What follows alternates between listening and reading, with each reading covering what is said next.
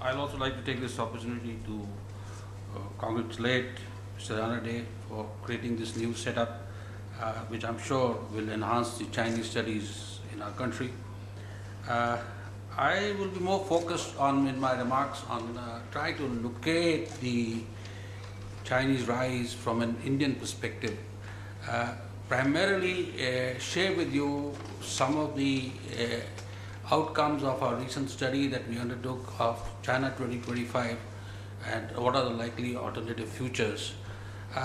In doing the study, we looked at some important trends that will shape the Chinese future. The first fundamental trend that we looked upon is the economic trend. Professor Balla has painted a rather rosy picture of China's economic rise. But the fundamental point that from our perspective is that China is dealing with the complexity of internal balancing primarily because of falling exports, and it finds itself in a dilemma of how to look to rebalance the economy from a purely export driven to internal consumption.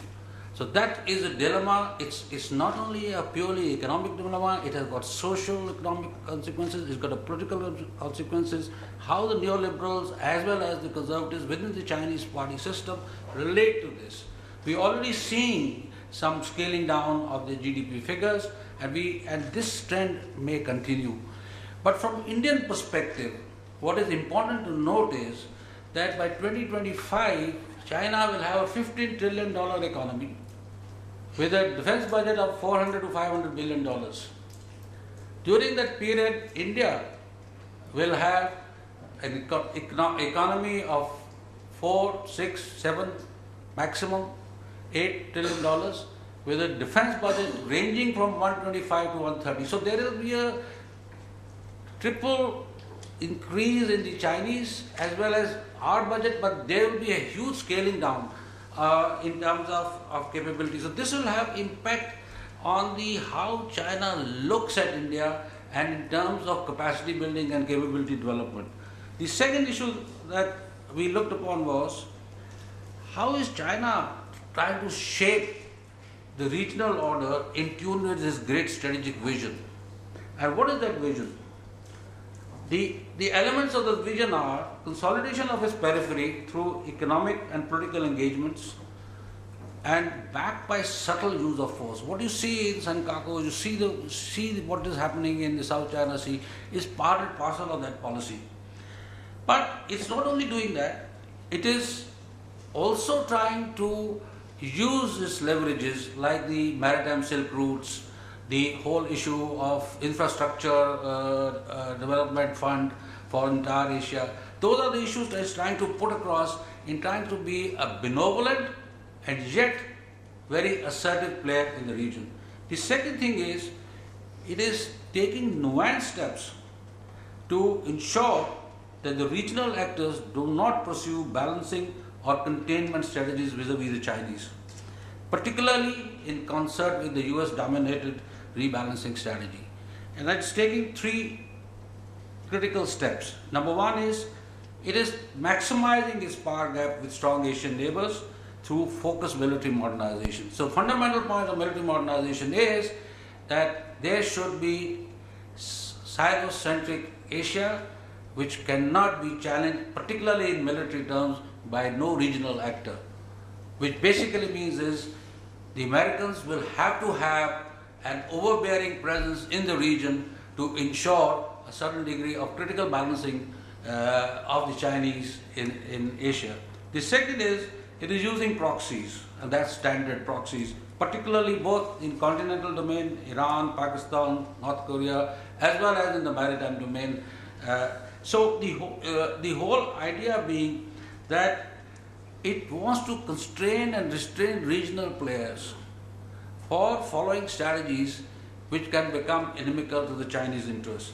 And last is use of soft power through multilateral economic and political engagements. From the Indian perspective, we looked at four clear trends. Number one is Tibet. As long as Tibet remains a problem area, it will also remain a source of tension to the Chinese. the immolations, the fact that the Chinese have been very hard in dealing with Tibet, and the problems in Tibet can always spill over. So as far as India is concerned, the trigger of Tibet will remain a constant source of friction. How it is managed is an issue that we'll need to look at in detail. The second issue is the infrastructure development and growing asymmetry in conventional power between us and the Chinese. Now the fundamental point is, if this gap tends to increase and the infrastructure development, and there is a huge degree of military modernization and its capacity building in Tibet, we are open to coercion. Now that's an important point. We are open to coercion, and that is where the whole problem could occur, and China can use this at any given time, at any particular point in time, and create problems for us. So from our perspective, next 15 years is a period of great strategic uncertainty for India. I mean, starting from till 2025, because by 2020 China would have emerged as a reasonably modernization military and would have resolved its economic contradictions.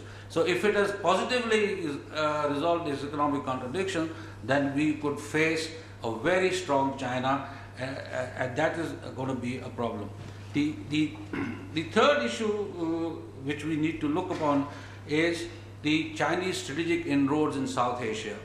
Now these inroads are essentially a calibrated strategy of neutralizing India's influence in the region. There are Chinese scholars who look at India as following a policy of regional deterrence and a military strategy which is based on a strong military role of containing China, deterring Pakistan, and influencing weak neighbors. Now that's the Chinese perception. So they are trying to move into this space, and until and unless we ensure that we have a credible degree of presence and credible degree of relationships with our neighbors, we will open ourselves to influencing by the Chinese. That doesn't mean, I'm not saying for a moment the BMIC, the other initiatives that we are taking are wrong. No, but we have to ensure a certain degree of Indian credibility in a neighborhood, and we try to bring the neighborhood within Indian influence in the manner that it does not undermine our interests. The last issue is the Chinese forays in the Indian Ocean region. So in the Indian Ocean region, Chinese see a confluence of geopolitics and resource overlap. The confluence of geopolitics and resource overlap extends, as far as the Chinese are concerned, from the Indian Ocean into the Asia Pacific. So they look at this whole region as one entity, and therefore they are pushing for what is called the maritime Silk Routes.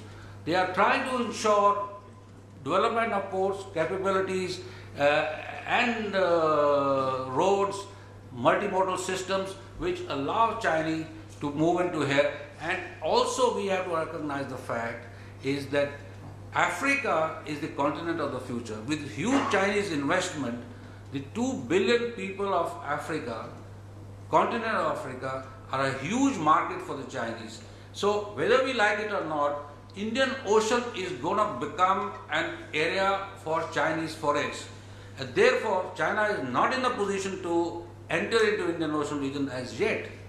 Yes, it's true, but by 2025, China would be a credible player. So we have to be ready for that period. So what are these trends mean? We are looking at 3 scenarios. I quickly go over them. One is internally constrained China, where Chinese future is marked by declining economic growth as political economic transition goes awry, drawdown in economy, declining incomes, sharpening coastal and hinterland divide, increasing unrest in Tibet and Xinjiang, and following that a protest in India, and India is brought into the picture. So in the scenario of fragile China or a China where there is a complete internal unrest could provide a possible trigger for tensions against us. The second scenario what we are looking at is an ascendant China and a meandering India. This does not require much imagination. Basically, this scenario is looking at the fact is that if we allow this scenario to continue the way it is continuing, actually reflects the current situation, then the power gap is going to increase.